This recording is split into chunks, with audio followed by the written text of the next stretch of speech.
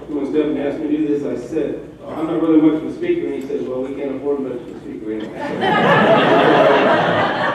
You get what you pay for. Got singing. Okay, well, you've seen that from me there, so. Well, full disclosure to start with, my phone crashed last summer, my computer, a year ago, last fall, my computer crashed last summer, I lost every picture. So some of these pictures aren't on my farm, some of them are, so this one doesn't, but I think we can all agree one of the purposes of the project is to get clean water and lower the nitrates in the water and hopefully have better water flowing to the Gulf of Mexico where they have a high oxygen problem. Of course, the nutrient reduction strategy is a big part of that. And as you can see on here, cover crops are one of the big things, particularly cereal rye, 31% reduction in the nitrates. There's only a few things that actually can do more in reducing the nitrates, and most of those are like edge of field practices like bioreactors or saturated buffers or ponds or perennial crops. So how does the cereal rye cover crop affect corn and soybeans on farm? Well, that's what we're going to find out.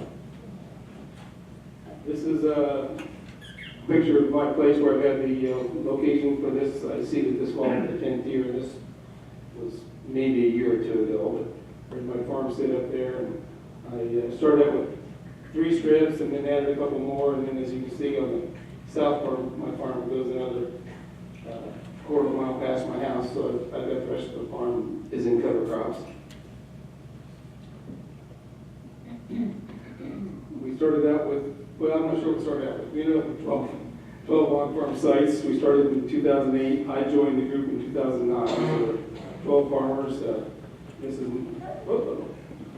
okay, this is my location right here in Washington County. And we've got them scattered around the state, as you can see. Here are the farmer cooperators. So you can, I see maybe 1 or 2 other ones in here in the crowd. So you can look through that list, you'll probably see somebody in your neighborhood maybe. Of course, we want to appreciate the ones that funded the Leopold Center, the Iowa State Soil Conservation Committee, Iowa State University Extension, NRCS, and the Walton Family Foundation. So how does it affect corn and soybeans? Well, that's what we're going to try to find out, and I think over the 10 years we've found out quite a bit. Some of my thoughts on it might be different than some other people, but I think we've got some good synopsis here that we can share with you. So here are the corn yields on my farm over the 5 years that I've had corn, started in 2010. And I believe I was going to ask Allison if that was the pithing year in Washington County, but I think it was. We had our yields reduced from pithing in the spring. We had a lot of seedling disease, and we had to replant. Oh, I'm thinking mid to late May. By the time we planted, we cut about 3/4 of acres that year. That was a lot of acres in Washington County. So the yields were kind of low. And as you can see, it was pretty close between the cover and no cover, slight decrease from the cover. In 2012, we had the drought year, so another poor yield. And then we finally got into some better yields. We got them up over there in 230s to 270s. So finally, in 2016, we got our first 3 bushel yield advantage. Is that statistically important anyway? And then this year we averaged close to 277 on the covers and about 273 on the no covers. That wasn't statistical, but I'd rather see it higher rather than lower, so I'll take it any day. Here's our yields on the soybean years. We got a corn soybean rotation, so every other years in soybeans. Starting out with a little decrease from the cover crops, then a little increase, and a statistical advantage in 2015, and then slightly less in 2017. And this was the year we had voles just in our cover crop areas in that field. And there were places all the size of a 2-car garage where the voles had just eaten up all of the beans, so there's just a bare spot. Anywhere from the size of the stable like I say, the size of a two-car garage. So it reduced the yield enough that it was just a little bit less than the no-cover area. So here we're looking at all the locations. In the earlier years, it takes a while to learn to make some management changes, or at least I did anyway, in the corn. So we had about a 4 bushel loss from cover crops versus snow cover. And you might notice this little yellow row there, and that one's a little bit yellow too. I'll talk later about some of the things we've discovered that we need to do to change to get over that yellow in the early spring, because you never want corn to have a bad day, and if it has a bad day, it's probably going to have a lower yield. So in the later years, the last 6 years of the study, we actually, on the average over all the 12 locations, we actually had a yield increase of a bushel, so basically not significant to say that there was no difference between the covers and no covers. And I think that maybe was what we were hoping would happen, that we could learn how to use cover crops, get the advantages of cover crops, whether it's soil erosion, water quality, those things are all important. In my case, the reason I jumped on the bandwagon in 2009, 2008 we had 2 3.5-inch rains in the spring, and as Steph said, we've been no-tilling for 35 years. We've never seen the soil loss we had until that year. It was big rains, even the no-till soybean stubble from the year before just couldn't hold the soil there. So I was ready to make that next step, and cover crops seemed to be the logical fit. So that was the reason I went ahead and jumped in the project, and hopefully we can learn a little bit from it. I think we have. So here's our corn planter setup. As you can see, we have 4 fertilizer tanks on it. I think fertilizer on the planter is really important if you don't want to have a yield loss from cover crops versus no cover crops. It just a lot of people talk about the allelopathy with corn and cereal rye, because they're both grasses. So there's that they're fighting each other a little bit. But I think maybe in my case, we've come to the conclusion that it might be just as much of a nitrogen timing and placement problem as it is allelopathy. In some cases, it could be a solvent deficiency too. So we set up a fertilizer. We have one of those tanks that starter fertilizer, which we put in with the seed, with the keeping seed firmer, and the other 3 have nitrogen. We started out, we used to have a plan, we had a 2x2 placement, where it was 2 inches to the side of the seed and 2 inches below.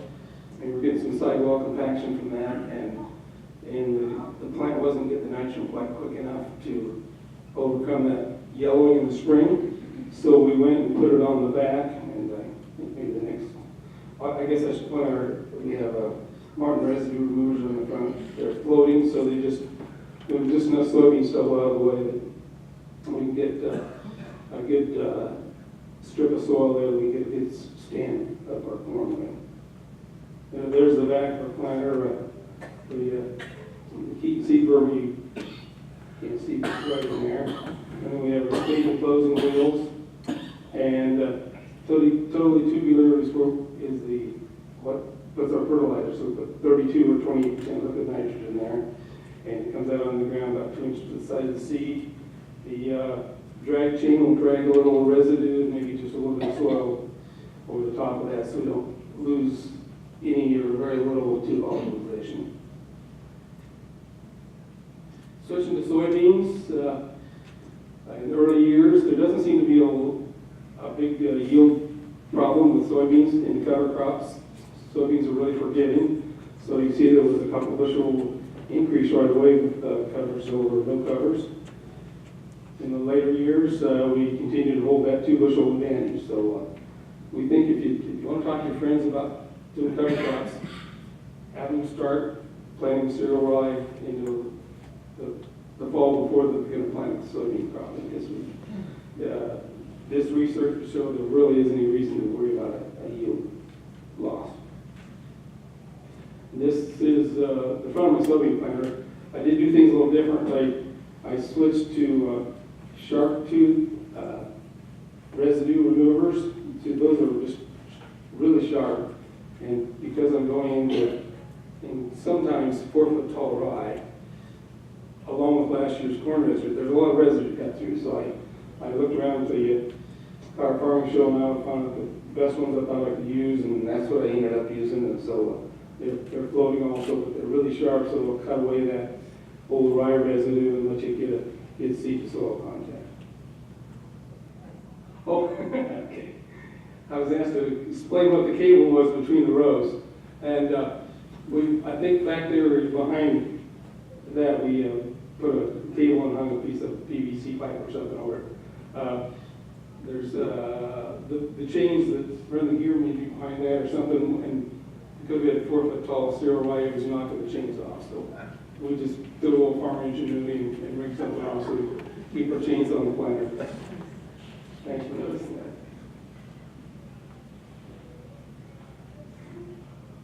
So for a synopsis of the whole program in corn, of all the trials, pretty much no effect. 32 to 39 year trials, no effect. So it's mostly yield neutral. A few of those would have been a slight increase, a few of them a decrease. Soybeans, basically no effect in 20 of 29 trials, so the majority of them. Improved yields in 8 of the 29, and then I guess a lower yield in one of those that was significant. Now, soil health and cover crops. I noticed a lot of you said what you're curious about with soil health. And one of the things is a good indicator of soil health is earthworms.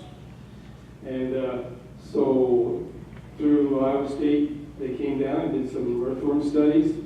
They took a chunk of PVC, made a rectangular piece and throw it out there randomly in the cover crops and the no cover crops, counted the earthworm middens, which is an indication how many earthworms you have. And this is what we found out. In the non-cover crop area, it averaged 20 earthworm middens per square meter, and which came out to about 80, if you did the math, 80,000 middens per acre. And where there was cover crop residue, cereal rye, 28, which is 113,000 middens per acre, which ended up being 40% more earthworms. So if earthworms are an indication of soil health, and I think they are, then we're in good shape there. This happens to be in another field. This is the farm I grew up on, and that's where our hog operation is. We use soy manure for about 60% of our fertility on our farm. So this is a couple miles from where I live. That's where I grew up, and this is a field of ours. Well, we're doing everything now, so every field has cover crops on it. Another thing for soil health is a new thing that Marshall McDaniel, sitting right here in front of us, came up with. You can maybe run him down later on to learn more about it, but they buried red tea and green tea bags. Red teas are the ones that are difficult to decompose. The green tea are easy to decompose. I think we had maybe 42 out there on our farm, and you dug them up every couple of weeks or so over maybe a 7 or 8 week period. Am I about right? Yeah. So Teresa's all work.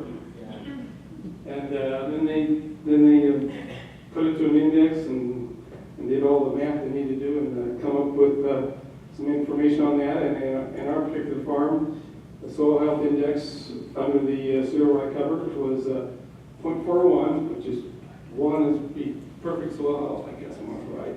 Which probably isn't possible to find in Iowa. And our no cover is 0.33. So it was quite a bit better, about 25% better in the decomposition study here with the tea bags. So we were glad to see that was verifying kind of what we already think, that we're improving the soil health with our cover crops. So what? Well, like I said, soil health is important to us. We think that it's probably going to be things long-term, what we get out of the cover crops. Cereal rye, short-term, it's a little hard to see sometimes, the advantages, but in the long-term, I think soil health is one of the big things that we're really appreciative of. So, went through a few strips of cover crops. that first year. I actually had 3 strips here. I think it was about 10 total acres of cereal rye. I went to 80 the next year, 300 the next year, 600 the next year. I had them all flowing on the first 4 years. And then 2012, it didn't rain for like 45 days after I flew it on. And I didn't already get any cereal rye established, so I bought a drill.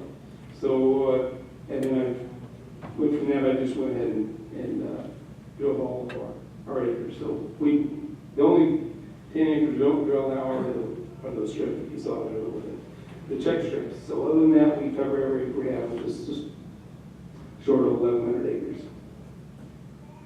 And this was one of the earlier years pictures that we found in the archive somewhere. It was when I stepped out, I flew it on about brown silk and corn. We usually fly on brown silk, corn, and about the first sign of yellow leaves and soybeans. And I really liked that plant as long as it rained. And I got great stands, and you had nice early growth. So when it came to harvest, it's that same field way to harvest. You already had 6 or 8 inch tall cereal rye. Now I drill it all, and I give up the early growth, but I know I get a good stand. And like that 2012, I wrote a $22,000 check to the airplane guy, and didn't have anything to show for it. So I said there had to be a better way. So I don't know if it's better or not, but at least it's sure. I always get a good stand on the drill. And this is with the spring picture of cereal rye, and that same cornfield is going to soybeans, and it's just about ready to synapse. I think you can almost see the pollen part of the plants just about ready to go there. So that's about when I started. I sprayed it. And this is a field that I sprayed either a day or 2 before, and I was planting. So you can barely see the plant out there, but so it's just going to standing cereal rye, just pretty green yet. I don't know, some of you probably know Megan Anderson, extension agronomist from Iowa State. She was out there that day taking pictures, and we just about, she's not very tall, we just about lost her out there. And this is coming up to that cereal rye now. A few weeks later, 3.5 weeks later, probably. So you see the cereal rye is decomposed pretty good there. Our soil microbes and our earthworms are doing their bit, and so they're decomposing that cereal rye and getting it broken down so our soybeans can thrive. So that concludes my presentation. I'd be glad to take some questions, and I'll be around a while afterwards if anybody wants to ask me anything too. The hard questions, I'll let Steph answer them. Jeff? For the one where you did the soil health index with the tea bags, how many years of cover crops had you had on those plots? That was probably about year 8, probably, wasn't it? Yeah. I was that last year? Yeah. 2017. 2017, so yeah, that didn't get ready into it. Yes? Is there any change in herbicide costs between cover and no cover? I haven't changed, the question was about herbicide costs. I haven't changed my herbicide any really, but I think a lot of people find they can, and we've heard some studies this afternoon where they're doing that, and I guess I'd like to look at that. What I found is, on long-term no-till, we used to have problems with mare's tail and ragweeds, particularly mare's tail, and there really wasn't a very good way to get rid of them. Now we don't have any mare's. The only mare's tail on the whole farm was 10 acres of check strips. That's the honest truth. We just don't have any of that at all anymore. Any other questions? Do you Yes. grow your own cover crop seed? I do not. I buy it. In our area, a lot of people have tried growing it with pretty mixed success. Unless, I think somebody would have, we don't have a cattle operation. You have a cattle operation, you could maybe oversee some clover with like Tim Searing does down in my area, and maybe utilize the straw or something like that. I think you can make it work, but just to graze it for seed, if you don't have any use for it, otherwise it doesn't pay real well. That's why I haven't done it, because I would never say no to ever. But we did have a little trouble this year getting cover crop seed, because ours comes from a lot of it's grown in South Dakota, and they had a terrible crop this year, and so they got short supply and got expensive. So that's something that I can look at. Oh, got a question out here first. When do you drill? When do I drill? Just as soon as we harvest. Usually I'm in the field with the drill and the combine in the same field. I'm fortunate in my situation. Well, we used to hire a neighbor, a friend of mine that is actually retired. He's retired state police detective, and so he has a couple of part-time jobs. And so I put him on the drill in the fall, and he loved to do it, and it worked out well for me. And then a couple of years ago, my brother retired, and so he lives out east and down south after your each, and he didn't have anything else to do, and he just loves to come back to the farm. So he comes back to the farm and sits on the tractor pulling the cover crop for however long it takes usually. So he's right with us in the same field usually. So we just get a tender, keep him a tender with some seeds, and keep going. And so we try to get it as quick as we can because we know we're giving up that valuable crop growing time for the cover crop. Jeremy. Okay, Jeremy's asking how we apply the manure. We apply the manure with injector system. It's a no-till injector, so we just apply it normally in the fall. This year was one of those crazy falls. It rained and rained. We got maybe 60% on so far. So we're going to keep doing it on frozen mornings when it's 2-inch crust and we can put it on. But we inject it all, and so we account for we cover about 3/5 of our acres, corn ground with that, and that was, we put a low rate on about 3,000 gallons so we get more acres covered, and so that only applies for part of our nitrogen, and then we put on some of the planter, and then some of the burn down too, and that helps get over that nitrogen problem where you have a high carbon to nitrogen ratio and your tying up your nitrogen, because the cover crop, the microbes are working on the cover crop to decompose it, and they take a lot of nitrogen to do that, and so it's not available for the crop until later in the summer, so you have to have some commercial nitrogen or some manure, some nitrogen somehow to get that crop going in the meantime. Yes? How much N do you put on in the burn down process? 30 pounds of N with the burn down, with the ground. Well, I go a whole more than that. I guess some people had trouble with the nitrogen burning the rye bad enough that the Roundup isn't able to work as well. We have any problem with that. Just a sniff of Roundup will kill cereal rye. It's about the easiest thing to kill it is. Sam? Yeah, in one of our discussions today, we got off on a tangent, and we were trying to find out how we could get more conventional farmers to be interested in having cover crops in their farms. So I'm wondering if you could just share very quickly, I don't see really advantages from yields that much, so why do you continue to keep doing it?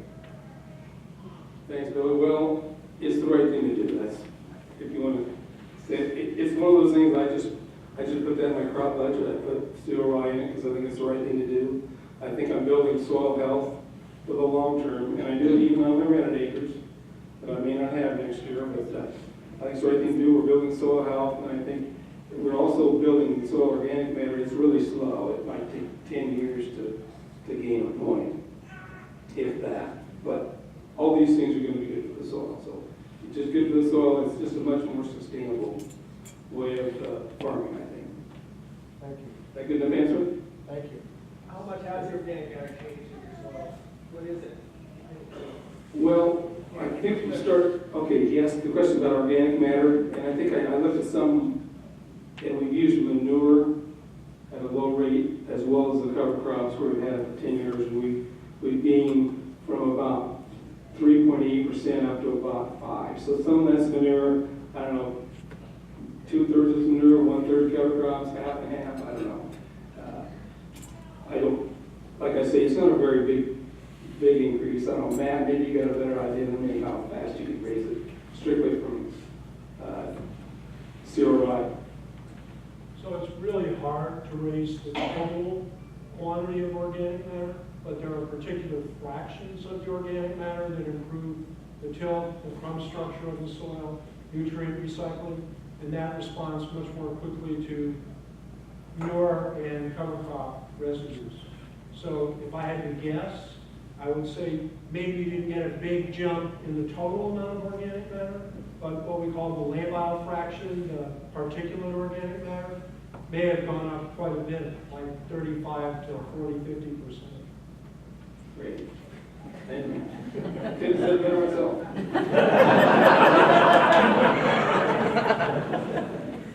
Anybody else? We have plenty of experts in the room. I can do the hard question. I'll just ask one. Oh, we're here, yes. Have you tracked your water infiltration rates since you started cover crops? I know there's a lot of people that said they wish to have started tracking. Actually, I believe through Wild Learning Farm or Tractor Farmers of Iowa, they did do some infiltration rates because I know they brought these cans out and they're pouring in water and timing it. And I didn't have those results here, but I think it was a little faster with the cover crops. I would guess it's been a few years since that was done, but I would guess the infiltration rate would supposedly get better as time goes on. The more years of cover crops you have, the build the structure of the soil a lot better. Be my guess. So I don't have exact numbers for you. Yes, sir. I'm sorry, I was out of it. I might have missed this, but on the corn yield data that you had there, when you had cover crop and no cover crop, was that no cover crop always no cover crop or just that year? Okay, the question was about my cover crop and no cover crop information up here. It was it just cover crops that year or not? These have never been in cover crops. And we put them in the same place every year.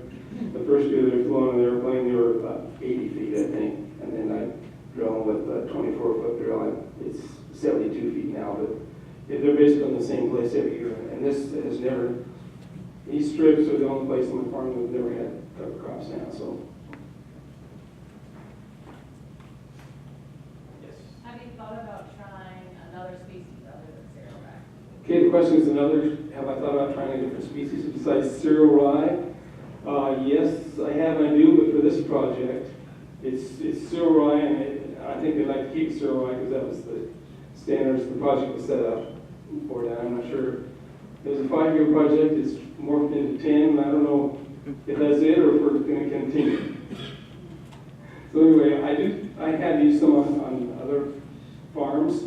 When we flew it on, I had a little better luck. If we got rain, I've used some radish, used some clover, some winter peas. I've got some good growth with them. And the nice thing about radish and winter peas is they don't all come up in the fall because there's some hard seed. And so they'll come in the spring. And some I got knee-high peas and radish out there when I go to make my herbicide application. So yeah, I've done it with the drill. You don't get it planted soon enough to get a lot of activity, so that's been my problem with that. I think after a small grain or something, it'd be ideal because you get a lot more growing season. Yes, ma'am. How much of the ground is tiled and I can check the runoff? Yes, we have checked questions about the tile runoff, the nitrates. Yeah, we have, through the Iowa Soybean Association, they've been testing the tile runoff for about 5 years now, maybe. And in this field, that's half and half, basically, the nitrate numbers have been running around that 12 and 13 area, and in the fields where it's all cover crop and has been for 2, 3, 4 years, I'm getting them down in that 7, 8, 9 area, so probably about a 35% reduction. And so I'm real pleased with that. The drinking matter standard is 10, so anything under 10 I think is good. So we're pleased with the nitrate readings.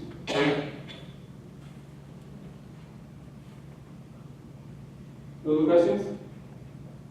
Yeah. No. Get thumbs up. All right, let's thank Rob.